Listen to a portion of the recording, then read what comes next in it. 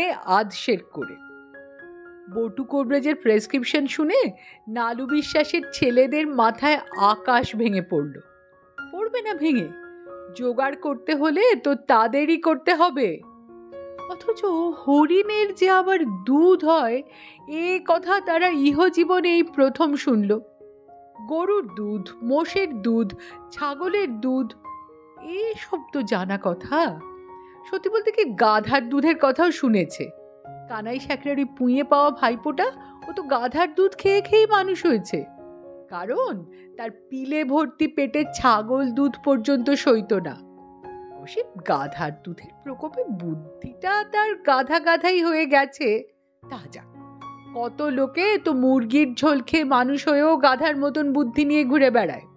সে যাক, ছেলেবেলায় একথাও শুনেছে নালুর ছেলেরা যে সে কালের কলকাতায় নাকি পয়সা ফেললে অর্ধেক রাত্রেও বাঘের দুধ মিলত।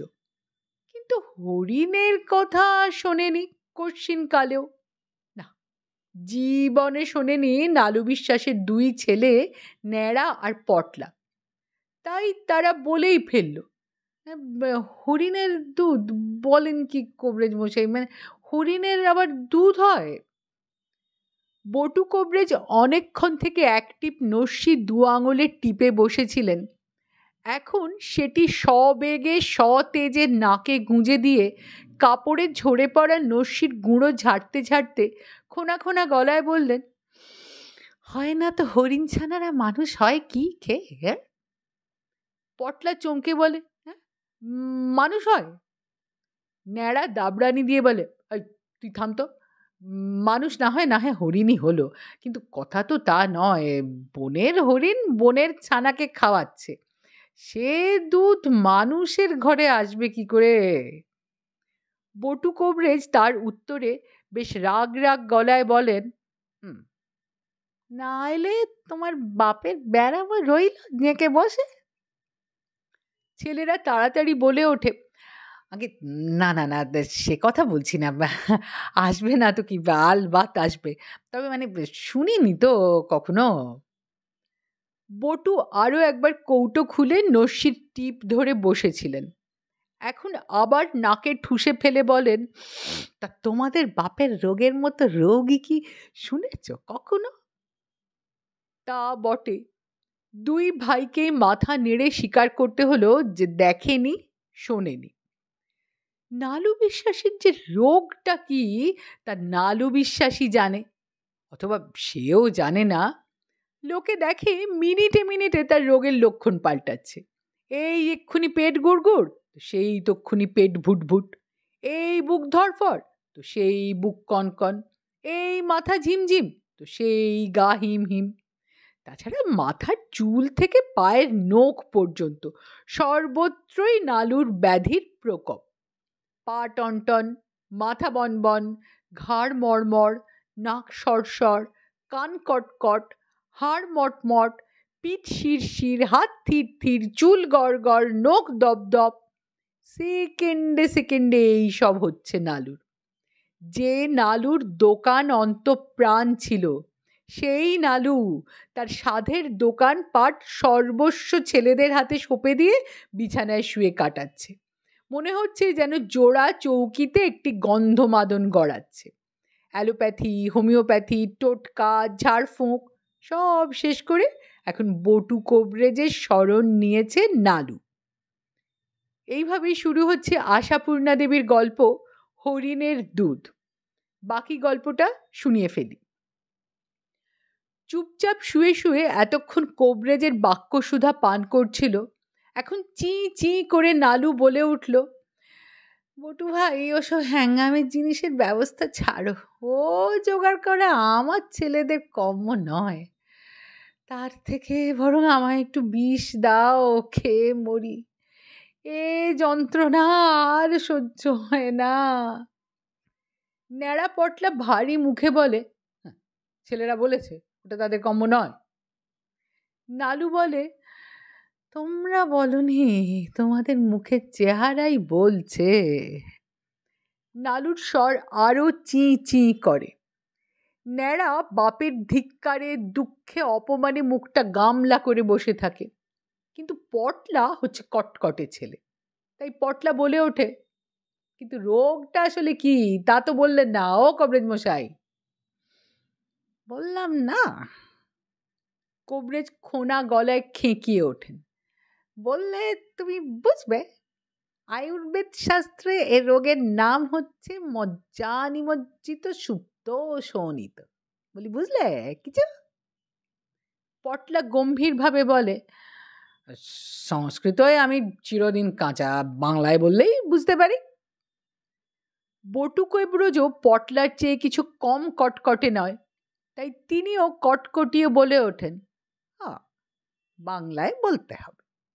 এবার থেকে তোদের বাড়িতে আসতে হলে একটা সরল বাংলা অভিধান নিয়ে আসতে হবে। বাংলায় বলতে হয় রক্ত ঝিমুনি রোগ। মানুষ যেমন তন্দ্রা থেকে ঘুমের মধ্যে তলিয়ে যায়, তেমনি রক্তরা ঝিমিয়ে ঝিমিয়ে মজ্জার মধ্যে তলিয়ে যাচ্ছে, বুঝলে? সেই কারণেই না হরিণের দুধের ব্যবস্থা। হরিণের রক্তের গুণ সর্বদা লাফানি ছটফটানি, তা দুধেও সেই গুণ ঘটবে। কাজে দিনে দুবার ওই বস্তুটি দিয়ে ওই স্বর্ণভস্য মকরধ্বজ বটি মেরে খেতে পারলেই তোদের বাবা 3 দিনে লাফালাফি শুরু করবে। কথাটা পাশের ঘর থেকে শুনতে পেয়ে ন্যাড়া পটলার মা মানে নালু গিন্নি ঘোমটা টানতে টানতে বেরিয়ে এসে উচ্চস্বরে ফিসফিসিয়ে বলে ওঠেন, তবে আর বিরক্তি কেন কবরেজ মশাই? ওই হরিণ বটি না কি বললেন তাই দিয়ে দেন, এই বুড়ো চিঁচি আর শুনতে পাচ্ছি না। বটু কবরেজ মাথায় হাত দিয়ে বলেন, হরিণ বটি? ন্যাড়া, তোর মা কি বলে রে? ন্যাড়া উদাস গলায় বলে, মায়ের ওই রকমই কথা, আরো কত যা বলে, শুনলে আপনি মায়ের জন্যও দাওয়াই খুঁজতেন। কেন, কথাটার কি দোষ হলো? ন্যাড়া পটলার মা ঘোমটা আর গলা দুটোই আরো খানিক বাড়িয়ে দিয়ে বলে, কবরেজ মশাই নিজেই বললেন না, ওই স্বর্ণভস্য মকরধ্বজ দিয়ে হরিণ মেরে খেলে 3 দিনে তোদের বাবা হরিণের মতো লাপালাপি করবে। এখন কিনা মা যত যা বলে। কিন্তু কথা শেষ করতে হলো না, নালু গিন্নির কথা বন্ধ। নালু ওদিক থেকে চিঁচি করে চেঁচিয়ে ওঠে, লাফালাফি? কবরেজ, তার চেয়ে তুমি আমায় একটু বিষ দাও, খেয়ে বাঁচি। লাফালাফি? ওরে বাবারে, গেলাম গেলাম গেলাম, মরে গেলাম। তোল তোল তো, ধর ধর ধর, টান টান, কিলো কিলো, টেপ টেপ, ওই খামচা খামচা, ওরে চিমটি দে চিমটি দে। এই এই হচ্ছে রোগ নালু বিশ্বাসের। ছটফটানির সময় এই সবই করতে হয় ওকে। পায়ের তলায় সুরসুরি দিতে হয়, কানের পিঠে চিমটি কাটতে হয়, হাঁটুর মালাই চাকি টিপে দিতে হয়, টাকের পাশে যে কটি চুল আছে মুঠোয় চেপে ধরে টানতে হয়, পিঠের মাঝখানে কিল বসাতে হয়, খাট থেকে গড়িয়ে পড়া থেকে রক্ষে করতে চেপে ধরতে হয়, আর মিনিটে মিনিটে তুলে ধরে বসিয়ে দিতে হয়। এই সবের মধ্যে সবাইকে থাকতে হয়। এসব না করলে, মানে না করলে যে কি হয় তা কে জানে, কে দেখতে গেছে, কার এত সাহস? বাবা চেঁচালেই 2 ছেলে লেগে যায়, ধরতে, টিপতে, টানতে, খামচাতে, চিমটি কাটতে, কিল মারতে, সুরসুরি দিতে। নালু গিন্নি কাঁদো কাঁদো হয়ে বলে, ওই দেখলেন তো কবরেজ মশাই। বটু কবরেজ মদগর্ব চালে বলেন, দেখবার দরকার নেই, যা বোঝবার বুঝেছি, এখন উপায় শুধু হরিণ। বলে চলে যান কবরেজ। উপায় শুধু হরিণ? অত বড় একখানা রোগের সমাধান মাত্র এইটুকুতে? নালু গিন্নি এখন ঘোমটা খুলে চেঁচায়, ওরে তোরা দুজনে দুদিকে যা, ছোট একজন হাটের দিকে, একজন বাজারে যা, হাত বাক্সে নোট আছে গোছা গোছা, পকেটে ভরে নিয়ে যা। ন্যাড়া তাড়াতাড়ি হাত বক্সা হাতাতে ছোটে, তবে পটল পটপটিয়ে বলে ওঠে, কি তোমার চাল ডাল না মাছ তরকারি যে বাজারে ছুটলেই পাওয়া যাবে? মাও ছেদের থেকে কম যায় না, সেও তেমনই কটকটিয়ে বলে, তুই আমায় বোকা বানাতে এসেছিস পটলা, এত বড় রানাঘাট শহরে পয়সা ফেললে একটা হরিণ মিলবে না? বলে রাত্রির দিন লোকে হাঁস মুরগি ছাগল ভেড়া গরু মোষ কি না কিনছে। তবে আর কি করা, দুই ভাই দুদিকে ছোটে ছোটে, রোজই ছোটে। শুধু রানাঘাট শহরেই নয়, ছোটে চাকদা পায়রাডাঙ্গা হাঁসখালি কেষ্টনগর, বলতে গেলে জেলার এ মুড়ো ও মুড়ো। ব্যবসা বাণিজ্যের জন্য এসব তল্লাট চষে বেড়াতে হতো নালু বিশ্বাসকে।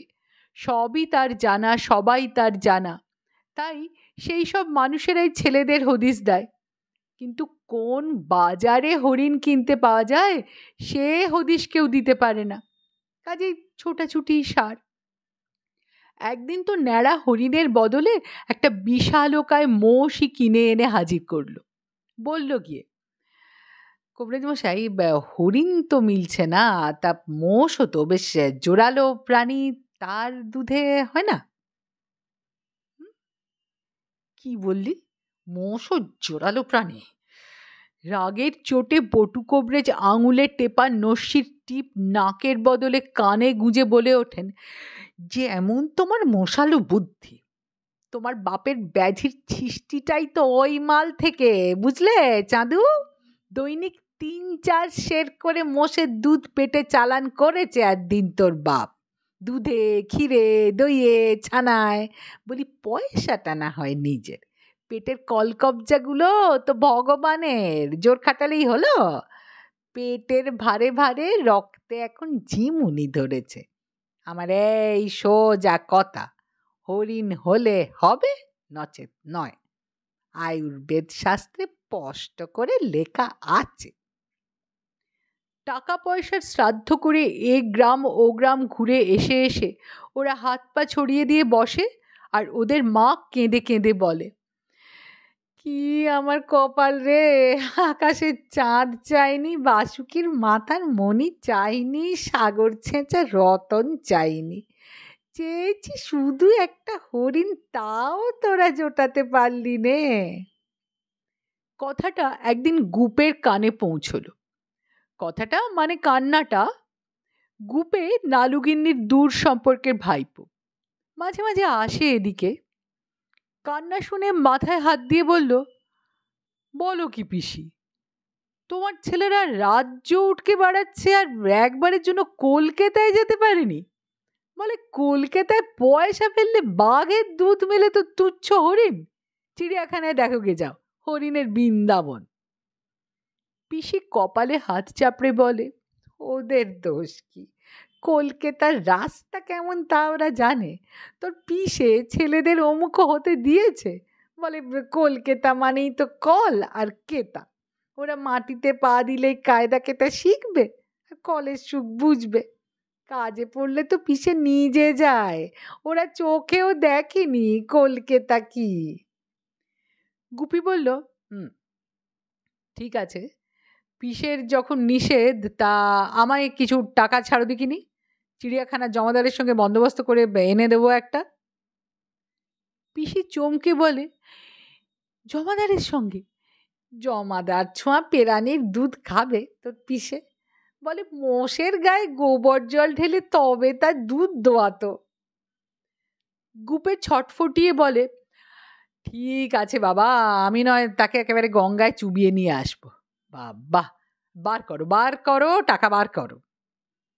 দিচ্ছি বাবা দিচ্ছি। আরে তা কত টাকা গুপে? গুপে তাচ্ছিল্যের গলায় বলে, কত আর 1000 খানেক দাও এখন, লাগে তো পরে আবার চেয়ে নেব। নালু শুনতে পেয়ে আঁতকে উঠে বলে, হ্যাঁ বলিস কি গুপে, হ্যাঁ 1000 টাকা? আতঙ্কে তার গলার স্বর নাকি হয়ে যায়। গুপে আরো অবহেলায় বলে, জীবনে কত হাজার হাজার টাকা রোজগার করলে তুমি পিসে, আর তোমার জন্য 1000 টাকাটা খুব বেশি হলো? তোমার প্রাণের দামটা কি তাহলে 13 টাকা 23 পয়সা?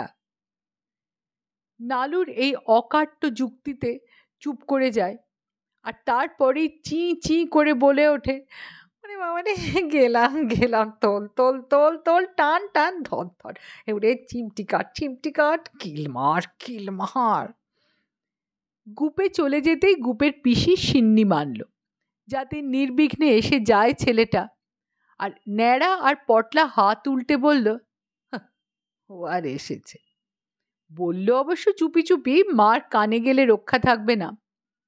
কিন্তু ক্রমশই মুখ শুকিয়ে যাচ্ছে ন্যাড়া পটলার মায়ের। কোথায় গুপে? নো পাত্তা, নো চিঠি, নো পত্তর। না গুপে নিজে। নালু বিশ্বাস চি চি করে বলে, তোমার কোবরেজের হরিণের দুধে মকর ভস্য মেরে আসছে জন্মে খাবো, বুঝলে, এ জন্মে নয়। তার গলার স্বর আরো চিঁচি হয়ে গেছে। না খেয়ে খেয়ে সেই গন্ধমাদন পর্বতের মতো বিশাল দেহখানা নালুর স্রেফ তালপাতার সেপাইয়ের মতো হয়ে উঠছে। নালুগিন্নি রোজ রোজ নতুন ঠাকুরের পুজো মানছে, আর ন্যাড়া পটলা রোজ রোজ নতুন ভঙ্গিতে হাত ওল্টাচ্ছে। এমন সময় একদিন অকস্মাৎ গুপের আবির্ভাব। একা নয়, সঙ্গে হরিণ। হ্যাঁ হ্যাঁ, ন্যাড়া পটলা চমকে গিয়ে উঠোনে আছাড় খেল। ন্যাড়া পটলার মায়ের হাত থেকে খুন্তি পড়ে গেল ঝনঝনিয়ে। আর নালু বিশ্বাস আচমকা নিজে নিজে ছিটকে বিছানায় দাঁড়িয়ে উঠল। খুন্তি রেখে নালুগিন্নি ভাইপোকে বলল, তাহলে এলি? আসবো না? আসবো না মানে? কি জানি, আমি ভাবলাম এখনো বুঝি বনে জঙ্গলে ঘুরে বেড়াচ্ছি হরিণ খুঁজে খুঁজে। গুপে অম্লান বদনে বলল, তা বলেছ মিথ্যে নয় পিসি, ওই কম্মই করতে হয়েছে এতদিন। চিড়িয়াখানার হরিণ এক কথাতেই পেয়েছিলাম, কিন্তু বেটারা সব না খেয়ে খেয়ে চিমড়ে, তাই বন থেকে তাজা জিনিস নিয়ে এলাম। এখন আরো 100-5 টাকা ছাড়ো দেখিন। পিসি বিনা বাক্য ব্যয় এনে দেয়। বাড়তি আরো 200 দেয়, তুই সন্দেশ খাস বলে। দেবে না? দেখে যে সন্দেশ খাওয়াতে ইচ্ছেই করে। হরিণ বটে একখানা, হরিণের মতো হরিণ, ঠিক যেমনটি ছবিতে দেখা যায়। যেমন সোনার মতো রং, তেমনি গায়ে গোল গোল কালো ছাপ, আর তেমনি শিঙের বাহার। যেন মাথার দুধারে দুটি গাছের ডাল বসানো, যাকে বলে জাত কুলিন। নিয়ে আসতেও তো কম ব্যবস্থা করতে হয়নি। ইয়া বড় এক কাঠের ফ্রেমের বাক্স, চারদিকে মিহি তারের জালে মোড়া। সেই জালে চোখ রেখেই দেখা যাচ্ছে কত রূপ। ভয় খেয়েছে একটু, চুপটি করে দাঁড়িয়ে আছে হরিণ নয়ন মেলে দিয়ে। বাতাসে খবর রটে। খবর পেয়ে বটু কবরেজ এলেন। দেখে শুনে বললেন, যাক, এত দিনে আশা হচ্ছে পটল, তোর বাবা সেরে উঠবে। পটলা বলে, উঠবে কি, উঠতে শুরু করেছে। হরিণের খবর শুনেই স্প্রিং এর মতো লাফিয়ে দাঁড়িয়ে উঠেছে। 18 মাস কাল দাঁড়ায়নি বাবা। তাহলেই বোঝ, অকারণ এতদিন ভুগিয়ে মারলি বাবাকে। যাক, মিটল সমস্যা, হলো সমাধান। কিন্তু আর এক সমস্যা, দুধটা দুই বেকে। বাড়ির রাখাল ছেলেটা গরু, মোষ, ছাগল সব দুইতে পারে, দরকার হলে গাধাও। কিন্তু একে না বাবা, ওর গায়ে হাত দেবার কথা ও ভাবতেও পারে না। শুনে গুপে এগিয়ে এসে রাগ রাগ গলায় বলে, ভাবতে হবেও না, ওটা স্রেফ আমার হাতে ছেড়ে দাও পিসি, ও যা করবার আমিই করব। এখন একটা অন্ধকার অন্ধকার নির্জন ঘর সাপ্লাই করো দেখি। তোমার গ্রাম শুদ্ধ লোক যেভাবে এসে গুলতানি করছে, এই বেচারা তো ভয়েই মরে যাবে। জানো না হরিণ ভীতু প্রাণী। নালুগিন্নি বললেন, অন্ধকার ঘর, তাহলে সিঁড়ির তলা চোরকুঠুরিটাই ভালো, বুঝলি। সেকেলে বাড়ি, চোরাকুঠুরি, চিলেকোঠা, সিন্দুক ঘর, অনেক কিছুই আছে। ঘর দেখে গুপে দারুণ খুশি। বলল, গুড, ঠিক এইরকমটাই চাই। তবে বলে দিও পিসি, কেউ যেন উঁকি দিতে না আসে। আর খাওয়াতে হবে একটু ভালো মন্দ। পিসি বলে, হ্যাঁ, তোর পিসের গোয়ালে আবার ভালো মন্দ খাবারের অভাব। কত বস্তা বস্তা খোল ভুসি, কত গাড়ি গাড়ি খড় বিচুলি, কত জ্বালা জ্বালা ছোলা কলাই। ছোলা কলাই, খোল ভুসি, খড় বিচুলি, হা হা হা হা। গুপে হাসতেই থাকে, হাসি তার আর থামে না। পিসি ভয় পেয়ে বলে, গুপে, অমন পাগুলে হাসি হাসছিস কেন বাবা? ক্ষমা দে, ক্ষমা দে।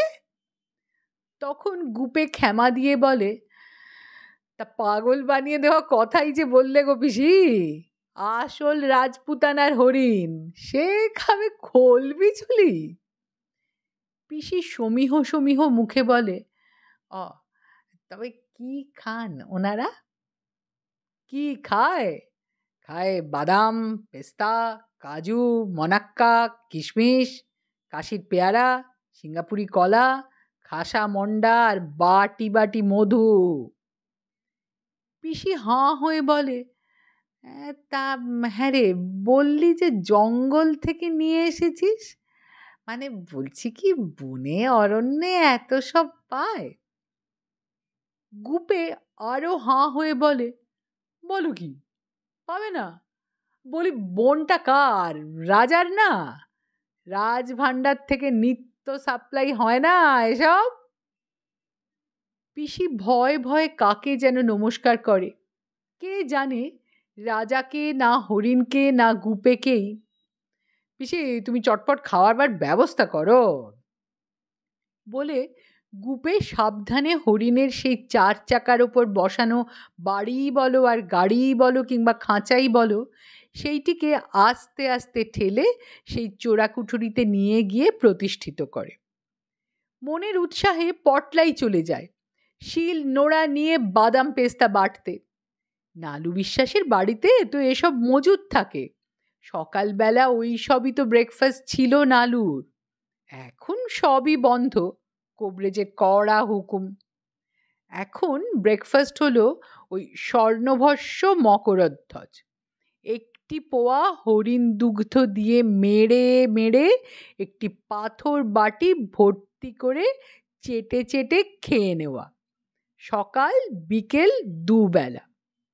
নালু বিশ্বাস চাটে আর বলে, হরিণ দুগ্ধ যে এমন মিঠে তা কখনো জানতাম না।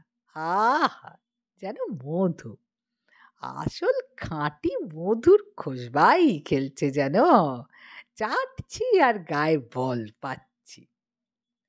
নালুগিন্নি আহ্লাদে আটখানা হয়ে বলে, হবে না, খাচ্ছেটা কি তোমার হরিণ তা জানো? কি খাচ্ছে সেটা নালুগিন্নি ফিরিস্তি দিতে থাকে, আর নালু বিশ্বাস তিরিং তিরিং লাফিয়ে ওঠে। হ্যাঁ, কি বললে? দৈনিক 250 পেস্তা, 500 কাজু, হ্যাঁ, সেটা কিশমিশ, ন্যাড়া ন্যাড়া, পায়ের কাছ থেকে জিনিস সরা, আমার লাফানি পাচ্ছে, আমার লাফানি পাচ্ছে। দেখে পটলা চোখ ছানা বড়া করে ছুট মেরে সোজা বটু কোবরেজের বাড়ি। কোবরেজ মশাই, গুণ ধরেছে, এই 2 দিন খেয়ে বাবা লাফাতে চাইছে। চাইবেই তো। বটু নাকে নস্যি ঠুকে ধীরে সুস্থে বলেন, ও তো জানা কথা, আয়ুর্বেদ শাস্ত্র সে তো আর মিথ্যে হবার নয়। মিথ্যে এতদিন ভুগলো লোকটা। তা সত্যিই বটে, চিকিৎসা একখানা। নালু বিশ্বাস সত্যি ক্রমশ হরিণ ছানার মতো লাফাতে থাকে, ঝাঁপাতে থাকে, দাওয়ার খুঁটি ধরে চক্কর খেতে থাকে আর হাঁক পাড়তে থাকে। ন্যাড়া, পটলা, এখনো তোরা বাড়ি বসে দোকানটা কি লাটে তুলবি? চি চি করে বলে না, আর চি হি হি হি করে বলে। ন্যাড়া পটলার মা বলে, তাই তো বাবা, আর তো এখন তোদের বাপকে ধরতে হয় না, তুলতে হয় না, কিলোতে হয় না, যা দোকানটা দেখকে যা। গুপি বলে, আমিও তাহলে চলি পিসি, হরিণটা তো আর তোমার কাজে লাগবে না, বাড়িতে সাজিয়ে রাখি গিয়ে। অনেক তরিবত করে কেষ্টনগর থেকে গড়িয়ে নিয়ে এসেছিলাম। গড়িয়ে? নালু বিশ্বাস বোঁ বোঁ করে পাক খেয়ে বলে, হ্যাঁ, কেষ্টনগর থেকে? তার মানে মাটির হরিণ? গুপে, এইভাবে দিনে ডাকাতি করেছিস তুই? পিসির কাছ থেকে 1000-2000 বাগিয়ে একটা মাটির। গুপে খাঁচাটাকে 4 চাকায় ঠেলতে ঠেলতে নিয়ে এসে বলি রোগটা তোমার সেরেছে কি না? সেটাই তো দরকার ছিল নাকি? লাফাই ঝাঁপাই করছো কি না? ন্যাড়া পটলা 2 ভাই মাথায় হাত দিয়ে চুপি চুপি বলে, ইস, গুপের বুদ্ধিটা আমাদের মাথায় খেলেনি কেন রে? পিসি ডেকে বলে, কিন্তু গুপে, ওই দুধটা কিসের? হরিণ ঘাটার পিসি, একটু গা ঢাকা দিয়ে আনতাম এই আর কি। আর দেখো তোমার গিয়ে তফাতি বা কতটুকু? হরিণ আর হরিণ ঘাটা, মাত্র 2 অক্ষরের এদিক ওদিক। আচ্ছা চলি, গল্পটা এখানেই শেষ। খুব শিগগিরই নতুন গল্প নিয়ে আসছে। প্রত্যেকবারের মতোই আপনাকে মনে করিয়ে দিচ্ছি, আপনার কীরম লাগলো সেটা কমেন্ট বক্সে জানালে আমাদের ভালো লাগবে। আর ভিডিওটা লাইক করতে আর চ্যানেলে সাবস্ক্রাইব করতে ভুলে যাবেন না। ধন্যবাদ।